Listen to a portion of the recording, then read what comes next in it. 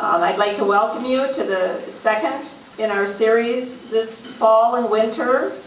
My name is Laura Zaborowski, and I am the Program/Education Chair for the Rochester Tea Party Patriots. The first thing I'd like to do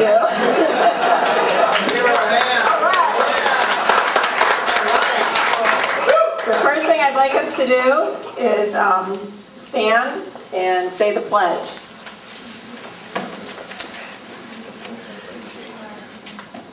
I pledge allegiance to the flag of the United States of America and to the republic for which it stands, one nation, under God, indivisible, with liberty and justice for all.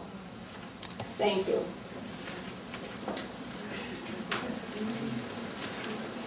For those of you who are not familiar with the Rochester Tea Party Patriots, we are a completely volunteer group whose core principles are fiscal responsibility, limited government, and free markets. If you were unable to attend our October 22nd event, that was on Cap and Trade, and if you didn't attend it, you can view the videos out on our website. I believe they're currently still on the main homepage, but eventually they will probably migrate to the resources section as we post newer events on the main page. Just a couple reminders. If you have a cell phone, you could turn that off for the benefit of the presenters as well as the rest of the audience.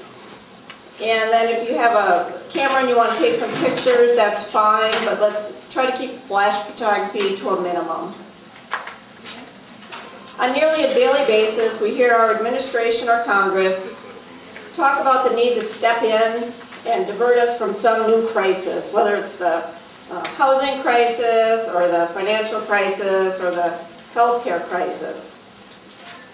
But what about the one very real crisis that faces our nation? This is the crisis you don't hear our elected officials talk about in any serious manner. That crisis is a $12 trillion debt that our nation faces. Tonight we're fortunate to have two local residents who have spent considerable time studying the national debt and the effect of that debt. It's my pleasure to introduce you to our two speakers. Here's Bill Plummer. He's a retired engineer from IBM, and in his retirement he has spent a decade studying the national debt excuse me, and the long-term effects of our current debt crisis. He has written numerous articles for the Rochester Post-Bulletin concerning the national debt, and he has also done radio and speaking engagements in conjunction with two former U.S. congressmen from Minnesota.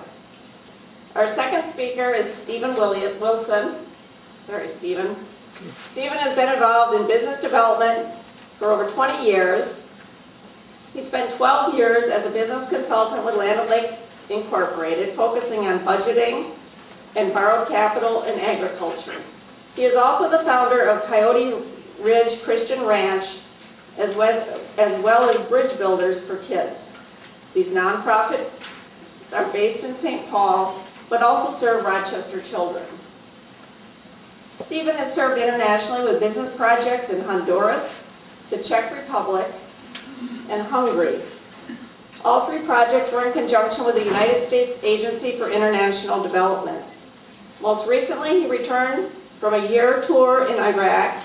He served as a United States diplomat with the U.S. State Department.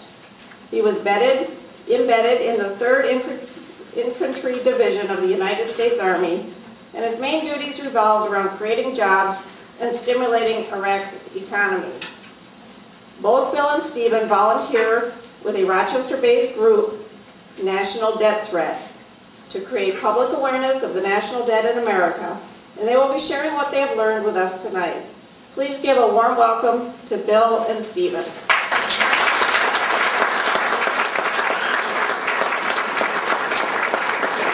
Thank you very much. Can you hear me in the back okay? All right, if my voice starts to fade, just raise your hand and do this or something like that. Bill's going to come up in a minute because we kind of build up until we get to Bill, so it's a good thing. I want to welcome you here. we have a room full of patriots, and I really think you need to give yourself a round of applause for America and for you being here tonight. I also understand that there may be some extra credit for some college students that are in the audience. If you're a college student, raise your hand, and we want to see if there's some here tonight. That's good. Yeah, okay. You're just looking for the extra credit, right? That's good. Do we have professors? Are there macroecon professors in the room? There might be, yeah. There might be, yeah.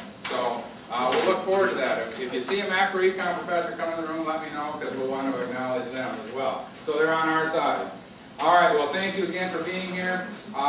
If you're not a number person, and you were just invited to come along, and you're not really looking forward to sitting through an hour and a half of numbers, I'll start and address you first, because you're kind of that person that just kind of came along, and you're kind of sacrificing yourself. So thank you for doing that. What tonight really is about, if we just stay away from the numbers for a little bit, what tonight is really about is the issue of self-control and discipline. And it begs the question, do we, as a nation, our culture, our generation right now, do we have the capacity and self-control for such a time as this? To be able to handle fiscal responsibility. Do we have that capacity? An example would be, we're getting close to the holidays now, and my mother came to visit us, and she's 86, and she said to me over the weekend, she said, Steve, we're going to make some lefse and you're going to help me. And I grew up between Houston and Rushford, and after the flood of Rushford, the lefse store was one of the first ones to open up again. They're really serious about their lefse out there. So you don't say no, you just say, yes, Mother. So here I am, a 48-year-old man, standing in the kitchen helping his mommy to mix up some lefse. So when my mother started pulling out some of her lefse making tools and equipment, I got a chance to use it, that little thing that you put the potatoes in, you make rice potatoes, and you know the deal better than I do. But I couldn't help but asking my mother, so how old is this equipment that you're using? She said, well, I don't know, 40, 50, 60 years old, I suppose. But she got real excited. She said, but my neighbor has stuff that's even older. There's no paint on that stuff at all. and so that's an example of a generation. And you've all got stories here. You've all got stories of your parents and your grandparents and their capacity to have self-discipline in a time such as they experienced. So we hope that at the end of the night, if you're asking yourself right now, why am I here? It's because the people that are standing outside the congressperson's office in Washington is not necessarily asking for the debt to be reduced. They're looking for what? They want more money to be spent by the federal government. Not many people are standing out there saying, slow it down, stop the spending, reduce the debt. So that means that that mandate needs to come from here, from this room. And that's why, hopefully, you're here tonight, is by the end of the night, you will be equipped. If you feel that this is a national issue, if you feel that this is a national threat,